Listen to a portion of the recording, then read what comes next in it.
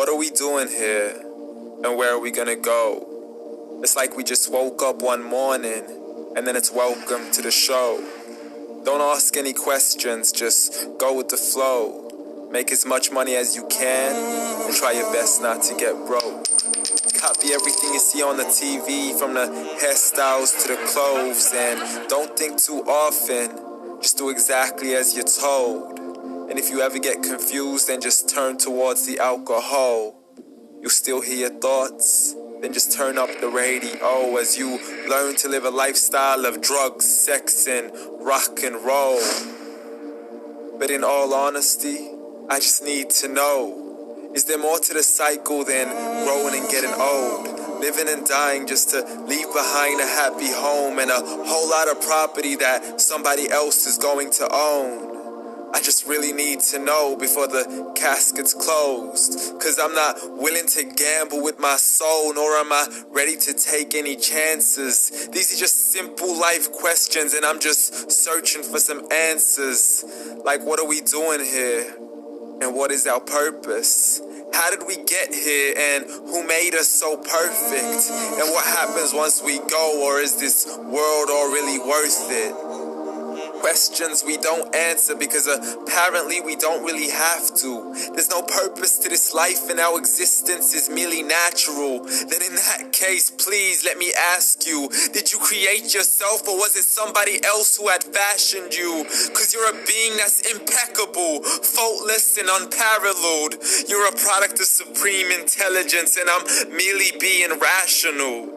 For there isn't a camera on this earth that can come close to the human eye, nor a computer that can compete alongside the human mind. And if the whole world was to come together, we wouldn't be able to create a single fly.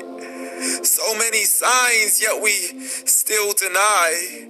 As science tries to justify that all this could come from none, when it's a simple sum. 0 plus 0 plus 0 cannot possibly ever give you 1. So from where did all this order come? But everything has its origins, a maker, a creator of its own. I mean, the only reason you're watching this video is because somebody had to press upload so we can believe in the Big Bang, but I'd rather believe in He who caused it to explode. Allah, the creator of everything, along with every single soul, the ever-living, the master, the only one who is in control. Unlike his creation, beyond our imagination, and no, he's not a man, nor does he have any partners in association. He's on his own, and no, he did not ever leave us alone. Just like every manufacturer, he left us with an instruction manual. The Quran and Islam, and I'm sorry to jump to conclusions, but it's the only one possible.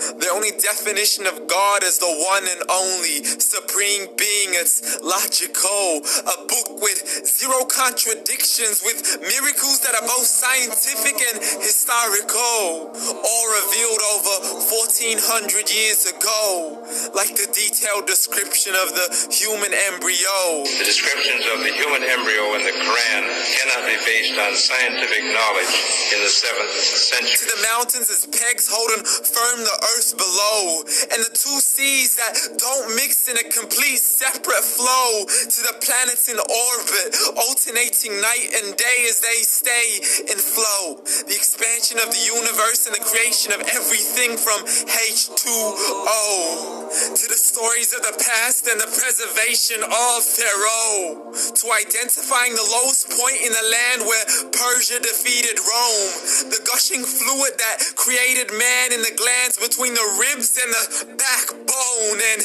not a word has changed, it's still the same. So please explain how all this was known over 1400 years ago, to a man who couldn't read or write as he would recite whatever the angel spoke. And if you still don't believe, please try to come up with something that's even close. But you can't, so we took God as a mockery and his messengers as a joke. Muhammad could not read or write. How somebody who can't read or write gonna start a religion. Dismiss these scriptures as legends and tales of the ancient folk as we live life according to our whims, desires, and hopes, saying this life is the only home we will ever know. We will live then die, then simply turn to bones. Low. Correction.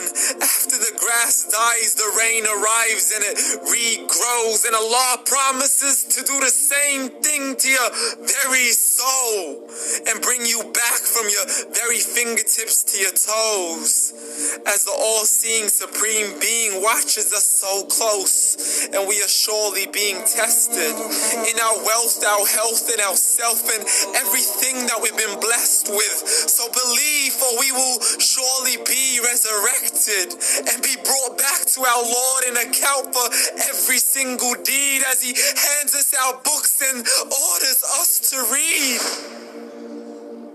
From the bad to the good and everything in between. You yourself are sufficient for your own accountability, so don't be mad at me. You were the one who thought He wouldn't come back to me. I gave you a whole life long to search after me, but you were busy in all that which was temporary, so read. And glad tidings to all those who believed, and if you disbelieve, read, and don't let that day be the first day you find out what your life really means. Read.